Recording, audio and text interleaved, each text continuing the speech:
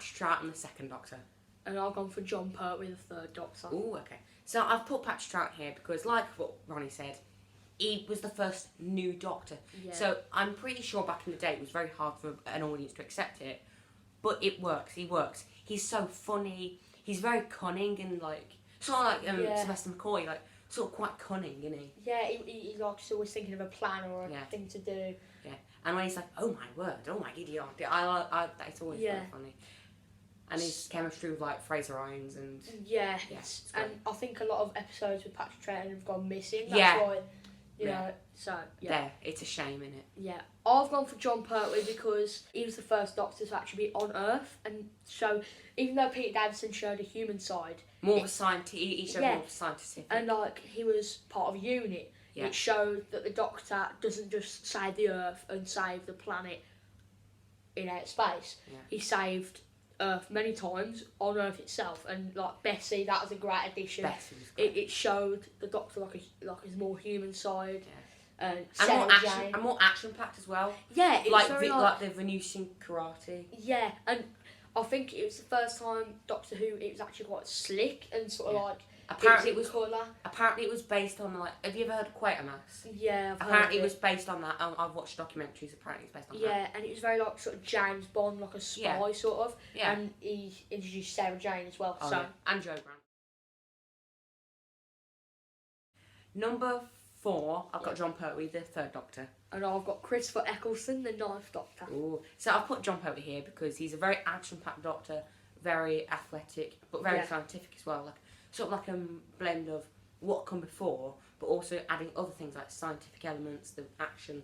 It's really good and added all kinds of different vehicles like Bessie, but there was also like the Whomobile. Yeah. I've read in documentaries like he actually rode it in real life. But yeah, he's a great Doctor and he has a real warmth to him. And to be honest, even though he's not my favourite, he would be probably to be the Doctor that I would feel most safe with.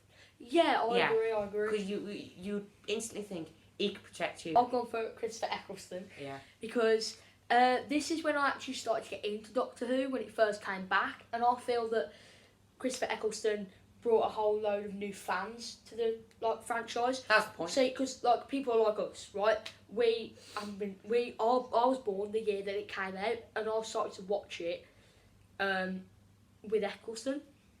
But like people like grandparents and parents, they probably think of the classic Doctor Who. We think of the new Doctor Who when I used to start watching it. So, but the one thing about Eccleston, he was very angry. And because... Sort of like a PTSD Doctor. Yeah, the Time War, it affected him a lot. But I thought he brought some new monsters and enemies to the franchise, like the gas mask zombies. One of the scariest episodes, Slitheen. So that's why he's a very high scorer for me. Number 3, Peter Capaldi. He was my Doctor. Series 10 was the first ever series I watched. I'll go into it in another video soon, but... Series 10 was the first series I watched, and Peter Capaldi was my Doctor. And your Doctor will always usually be near the top of your list. Yeah, like Eccleston and Tennant for me. Yeah. Fair enough. In Series 9, he did go off the rails with the sonic sunglasses, the Doctor Disco. Yeah. But in Series 8, I don't mind him. I like the darker Doctor. And in Series 10, I think they got the balance just right. Yeah. And also nostalgia, so yeah. Yeah, I've gone for Tom Baker. Number 4, because he was on screen for 7 years as a Doctor, the longest time. Yes. So I think people got used to him, and he's a fan favourite. Yes.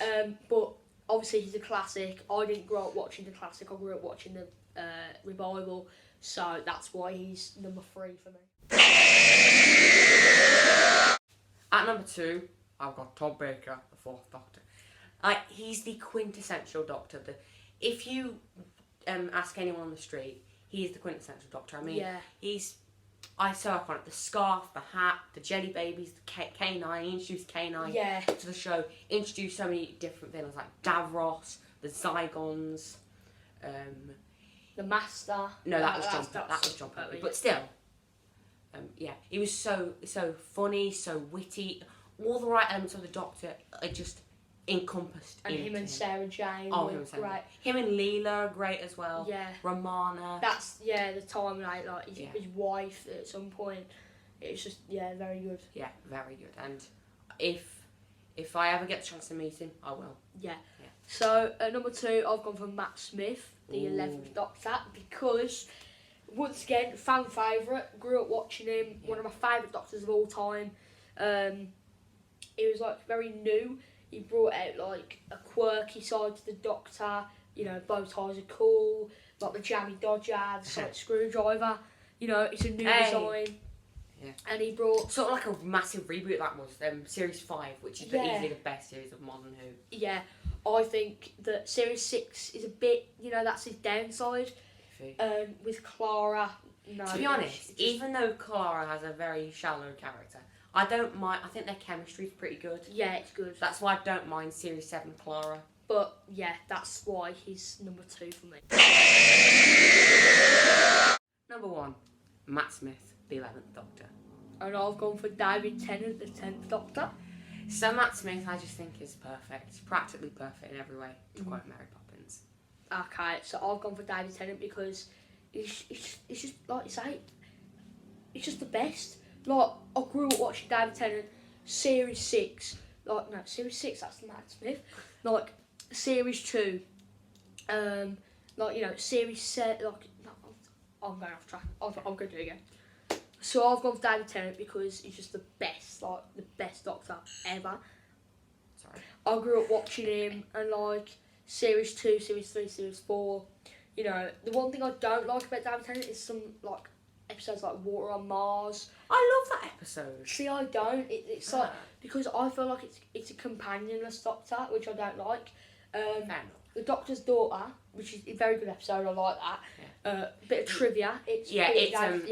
She's Pete Davidson's daughter, and they got married. They got married. So isn't that weird though? But yeah, David Tennant, it's just like his accent. He changes his voice like every day.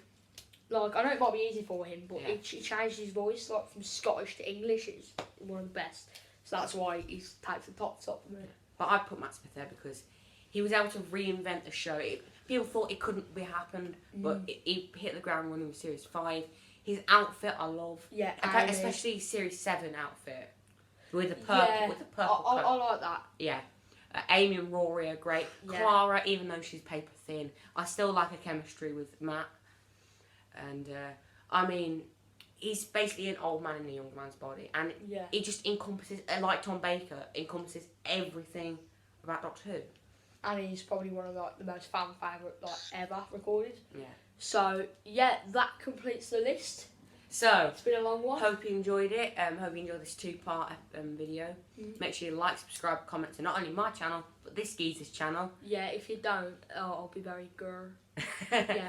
And this is Clack of the Geek and RonaparTV signing out. Ta-ra. In a bit. Cut the video. Oh, okay.